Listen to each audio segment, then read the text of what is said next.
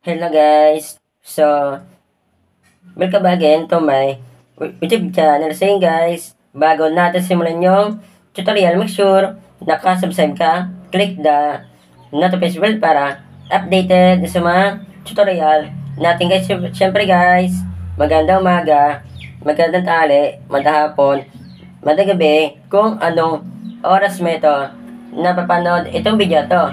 Meron pa guys na share lang po na about po sa Wi-Fi, kung paano ba malaman kung pwede po siyang lagyan ng antena para po mapublish po yung Wi-Fi modem po nyo. Ito pong apat na yun guys Wi-Fi modem po yung tawag po dyan. Pwede po yung tawagin na modem or Wi-Fi. Kasi nga po yung Wi-Fi modem po, pwede po siyang salpahan po ng SIM. Kasi may dalawang pong uri guys na Wi-Fi. Ito na ang sasabi ko, ito po yung una, Wi-Fi modem, tsaka po guys yung Wi-Fi router po. Katulad po ng PLDT Fiber, Globe Fiber, Converge, mga ganun ba guys, hindi po yung nasasalpahan po ng SIM. Yun po yung uri po ng Wi-Fi router po. Pero ito guys, pwede po nyo ito salpahan po ng Wi-Fi router po. Meron po ang tutorial po yun guys. Ilagay ko din po sa description ng video ko po guys yung tutorial na yun para po matutunan po nyo. Ito guys, yan. Ito po yung example po ng antena sa mga di pa po nakakaalam. Bago po sa inyo guys na ituro po kung pwede pa salpakan po yung Wi-Fi modem po nyo or hindi, para po malaman nyo kung pwede bang palakasin pa po yung Wi-Fi modem po nyo or hindi. Pakita ko muna sa inyo yung setup ko, yung Wi-Fi modem namin. Tara, let's go! Okay, dito na po tayo sa Wi-Fi. Ayan po yung setup ko. Meron po siyang router, yan. Yan lang po yung setup ko po. Nakita nyo naman po ito po yung pinakita ko po sa inyo kanina. Meron po siyang nakasaksak po na antena. Kaya pumabilis po yung internet connection ko. Kung wala po siya antena, baka ito pong nasasagap po yung dalawa ay isa lang. Doon naman tayo guys sa antena na gamit ko. Pakita ko sa inyo. Tara, let's go! Okay, dito na po tayo sa antena. Nakita nyo naman po yung Wi-Fi ko at ito naman po yung antena po niya nakalagay. Ayun po yung pinakita ko po sa inyo kanina guys na antena. Same lang din po sila na itsura pero yung version po nito ay iba kaysa po dun sa pinakita ko po sa inyo kanina guys. Meron po ang tutorial guys about po sa PC or laptop ko para ba mapabilis po yung internet connection po nyo kapag gagamit po kayo ng PC o laptop. Ilagay ko din po sa description ng video ko po guys yung tutorial na yun guys. Para po i-click nyo lang po. Naka-premiere po yun para po nakapokus po kayo dito doon naman tayo guys sa Wi-Fi modem. Ituturo ko na sa inyo kung paano ba malaman kung pwede bang salpakan yung nabili po nyo. Kung meron na kayong Wi-Fi, paano ba malaman kung meron bang saksakan po siya ng antena or wala. Doon na tayo guys sa apat na Wi-Fi na modem na pinata ko sa inyo. Tara, let's go! Okay, andito na naman po tayo sa modem, sa apat na modem. Bago po sa inyo ituro po kung paano ba malaman kung pwede po sa salpakan po ng antena para po mapabilis po yung internet connection po natin guys. Kita nyo naman po yung setup po namin sa bahay po namin guys. Yung ginawa ko po sa Wi-Fi modem ay napakabilis po. Kuha na tayong antena kasi meron pong papaliwanag po dito. Una, kuha muna tayo. Ito yung napili ko guys.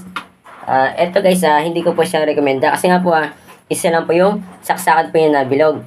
Paano po yung mapapagana ito? Itong antena na ito kasi nga po isa lang po yung saksakan po niya. Pwede naman po siyang gawan po ng paraan. Kasi alam po gagastos po kayo. Diba? Alam ko naman sa inyo guys, marami po sa inyo na nagtitipid po. Kaya po hindi ko po sa inyo na-recommenda ito. Marami na po kasing mga modem po na murang-mura na po na may dalawang saksakan po para po gumana po yung binili po yung na antena po. Uulitin ko lang po, itong antena na ito ay Globe po. Kahit anong Wi-Fi, pwede na po siya gamitin po bukod tangi lang po si Globe lang po yung meron po sarili na antena po. Yan. Kuha pa tayo isa. Ito po yung recommenda ko po sa inyo. Kasi nga po dalawa na po yung saksakan po niya. Yan. pwede nyo na pong isaksak po itong antena na ito. Or kung ano man yung nabili po nyo na antena, hiningi man nyo, or binili, numberan nyo, second hand. Ito po yung recommend ako po sa inyo. Kasi nga po dalawa na po yung saksakan po niya. Ano, dalawa po yung saksakan po niya. Then ito naman po yung pangatlo. Ito muna yung kukunin ko isa. Suggest ko po sa inyo guys ito po yung bilhin po nyo guys. Kasi nga po habang wala pa po kayong pera po pambili po ng antena katulad po nito guys ito po yung pinakamura po na antena po na pwede po yung bilhin po sa online po. Pero suggest ko po sa inyo guys mas mabilis na po yung kunin po yun na antena po para po hindi na po kayo mag-upgrade pa po guys. Ito po yung recommend ko sa inyo. Kasi nga po meron na po siyang built-in na antena. Ano, halimbawa, di ba katulad dito guys, wala po siyang antena.